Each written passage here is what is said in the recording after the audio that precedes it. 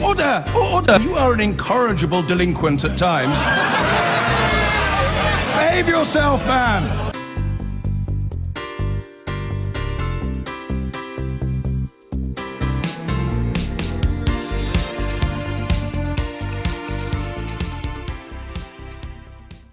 And so to the newspapers as usual, lots of different stories. The Sunday Telegraph leading there on a disturbing story about a new drug being linked to birth defects, and the shadow of the word thalidomide is hanging over that story. Also, the Chancellor in trouble from Brexit ministers, and stop oppressing Cornwall, the English are warned.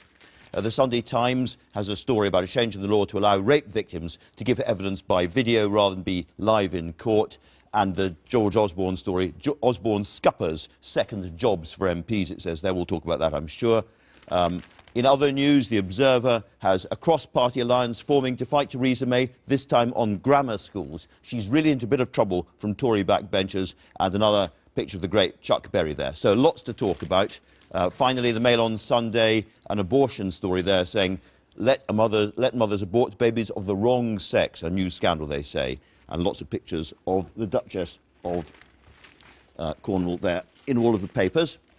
But let's start with the big political news, I guess, of the week, Ruth Wishart, which has been the fight between Edinburgh and London over the second Scottish independence referendum. Nicola Sturgeon saying, here is my timetable. Theresa May saying, no, you can't do that. And it's become quite personal quite quickly. It's quite extraordinary, isn't it? Handbags at dawn. I mean, and both of these women were, you thought up until now, really quite mild-mannered, and now we've got this war of words which has broken out. It's quite interesting, I think, if you look at it from a north of the border perspective. You've got some Scottish front pen. Well, I have here. I mean, the Sunday Times, newspapers just can't stop defining women by their footwear, and as you can see, the Sunday Times has put together a rather nice one. But probably the more relevant one is the Sunday Herald's front page, because it refers to Theresa. There's a Freudian slip. It refers to Nicola Sturgeon's speech yesterday, and it says there will be a second referendum. And I think most people agree there now will, but timing, of course, is going to be everything on this. And the crucial question is, does it happen after we have left the EU or before we've left the EU? Is this because the Scottish government want there to be some possibility of a backdoor re-entry to the EU if they have the earlier referendum, whereas once we've left, and that's it? Absolutely. I mean, that wasn't an accident, that window of autumn next year to the spring of the following year, because at that point, according to Nicola Sturgeon, we'd know pretty well what the shape of Brexit was going to look like, but crucially, the UK wouldn't be outside the EU, and she's hoping that that gives her enough wriggle room to stay within, maybe not within the EU, but access to the single market, perhaps, you know, if it was flagged up. Yes, yes. And Andrew Rawnsley in The Observer caught your eye as well, I think. Well, Andrew Rawnsley is very interesting with this, because he makes the point quite vividly that here are two women, you know, who usually have the dial set to caution. And both of them have suddenly taken huge gambles, and huge gambles not just with their party and with the union, but huge gambles with their own career, because neither of them can afford to lose a Scottish referendum. Very interesting. And we now have on cue Gordon Brown. We've got all sorts of people coming back. We've got John Major writing in the papers, Tony Blair on the programme, and Gordon Brown, Michael Crick, who has a new proposal for a much more federal system of Britain. Yes, it sounds like we've been here before. I mean, Gordon Brown yesterday making a speech basically saying that rather than independence, Scotland should have more devolution. Well, I think Gordon Brown has said that on a number of previous occasions, yes, notably the vow, of course, just before the 2014 referendum. This time, Mr Brown says further powers to be transferred to the Scottish Parliament might be the setting of VAT rates, the power to sign international treaties and controls over agriculture, fisheries, environmental regulation, energy, and so on. So there'll be hardly anything left, really. It's a very dramatic proposal, but I must ask, Ruth, is this a flyer? I don't think so for a moment. Well, for two reasons. One is that this is on a loop, really. You know, we've had this vow before. We've gone from vow to vision in 24 months.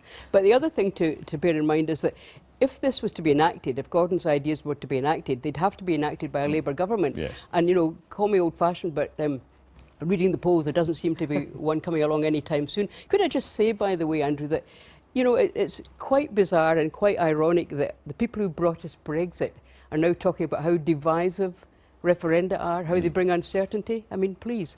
Amanda, you've got a story, I think, there from The Sun, is it originally? Ruth Davidson in The Sun. Ruth's Let's piece, get that. that's, this is Ruth striking back at, and she's saying here, surprise, surprise, that she is going to say that she wants to remain in the Union. But her I thought her best line of attack in this is, while they've been, Nicola Sturgeon and Salmond have been storming the barricades, but they haven't been minding the shop. Well, what she's pointing out here is that she claims that Sturgeon's basically overspent by £1 million.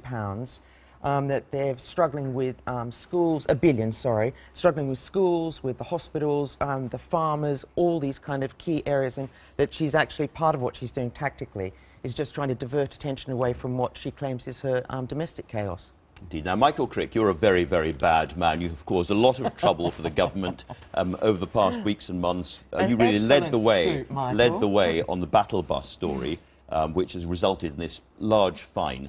And there's a big spread there in the Mail on Sunday. So first of all, take us through that a little bit, and then tell us what's coming next. Well, this was a story about how at the 2015 general election, and indeed in 3 by-elections in 2014, the Conservatives spend a lot more than the rules allow them in winning certain constituency campaigns. In the 2015 general election, that applies in South Thanet, where, of course, they were trying to stop Nigel Farage, the UKIP leader then, becoming an MP, and in a couple of dozen marginal seats all over England, sometimes against the Liberal Democrats, sometimes against Labour. And what they did is they went round the country with these battle buses with volunteers on board, putting them up in hotels. Now, the real expense wasn't the bus, it was the hotel bills. And the booze bill. Come on, they picked that up too. And they claim that this has nothing to do with the local campaigns. Now, legally, if you promote a local candidate, put out leaflets, tell people to vote for him,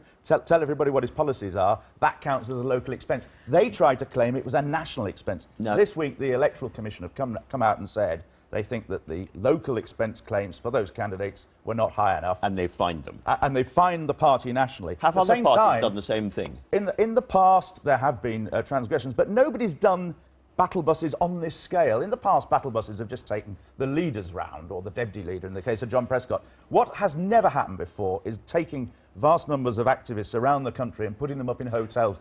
In some cases, booking 2 hotels, just in case they went to one place rather than another. Before we leave this, we've had the fine from the Electoral Commission. The real question, I know that police forces are investigating. Do you think this is going to lead to by-elections? Because Theresa May's majority is not enormous. It could lead to a few by-elections.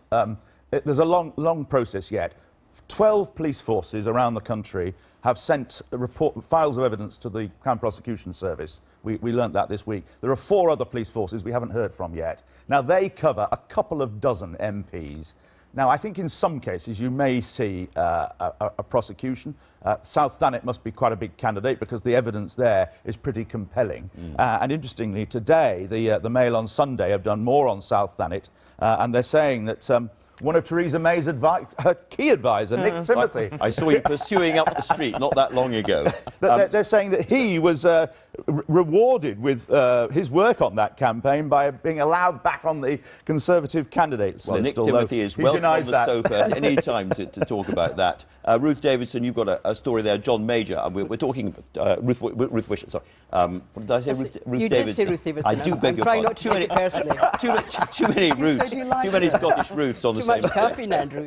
Yes. Yes, I have. Well, you wait for ages for one former Prime Minister to come along, and then this week we have 3 in quick succession. John Major's obviously still feeling quite sore at having been sandbagged by the Brexiteers, and he's saying in terms, he's saying, look guys, the deal that's being offered by the Holy Trinity of Brexiteers is a very bad deal indeed, and if we have to rely on WTO tariffs and all of that, a lot of Britain's industries will go down the tubes. And he's saying it's really time for Theresa May to get out from under that kind of pressure from the right wing of the Conservative Party. And he's got a constituency to talk to. Meanwhile, Theresa May is under George Osborne with Evening Standard in the cartoon from the Sunday Times. Yeah, very good cartoon. This is the other great story of the week, Amanda Patel. It is amazing. I mean, someone phoned me up during the week and said, have you heard about George? And they said it in such an astonished way. I actually thought that he must be terminally ill or something. And they said, he's the editor of Stand. I went, what? And, it is just absolutely extraordinary. And we've got almost immediately that the news broke, I was having all these senior backbenchers texting me saying, this is George's vendetta against Theresa. He's only taking it so that he's got a poster every front page to whack her over the head with, which is exactly what the Sunday Times have got there. But it has caused, I mean, it's caused a lot of amusement. But a lot of worry in the Tory party as well. It is, because they're seeing him. I mean, it's a very good piece by Tim Shipman in the Sunday Times that talks about this, and he says that it gives him an effective platform to attack her and attack her. And as we know, he's not a very forgiving man. She did rather unceremoniously sack him, and he's out for it, you know.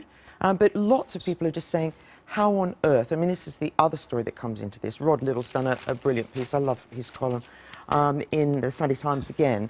But, yeah, Ruth's not a fan, but he does divide opinion. But he's just basically saying here, you know, what on earth does George Osborne know about editing a newspaper? If he thinks he can kind of do it over, you know, do it before breakfast, then go off and do all his money-making and I remember being relatively busy as a not very successful newspaper editor. Maybe I'd been more successful if I hadn't gone into the office so much. Ditto. I mean, having edited newspapers myself, you know, it is absolutely extraordinary. It's a 7-day-a-week, 24-hour-a-day job. But there's the lack of experience thing, Amanda. I mean, I think I'm going to make a pitch for being Chancellor of the Exchequer on the grounds that I've been in newspapers forever, you know? Yeah. I think he did edit the university magazine at Oxford. Oh, well, that's all right then. Only one, but only once. And it's also, it's not a heavily resourced newspaper. No, it's going to require a lot of ideas, a clever editor. And a lot of advertisers kept on side. Before we leave politics, however, I mean, there are two things to say. One is that the guy in charge of MPs having second jobs is now reinvestigating all of this, and he's going to take second jobs away from lots of other MPs who are not earning huge amounts of money like George Osborne. So he's not going to be very popular at home. He won't be very popular. But also, the Sunday Express has a story suggesting the Tories are preparing for an early general election. Michael Crick, do you have any faith in this story? Do you think it's true? Not really. No, I don't. I mean, it's been bubbling along ever since Theresa May became Prime Minister, of course. And they're suggesting that, in fact, the row about election spending is one good reason why calling an election would be in her interest. Quite apart from the fact she's only got a Commons majority of 17, a bit more if you add in the Democratic Unionists from Northern Ireland. And she'll have that Michael Crick running it down the street after her. But the problem is, if she was to have a general election, what would they do about all these MPs in these constituencies being investigated by the police? Would they suddenly say, right, you can't be candidates, which would cause an outcry in all of those places, marginal seats? Or would they carry on with them as candidates? That would equally be problematic. I don't see it happening. But that's the most powerful reason of all for that not happening, obviously. OK, well, we have covered a heck of a lot and we have run out of time, so thanks all very much indeed.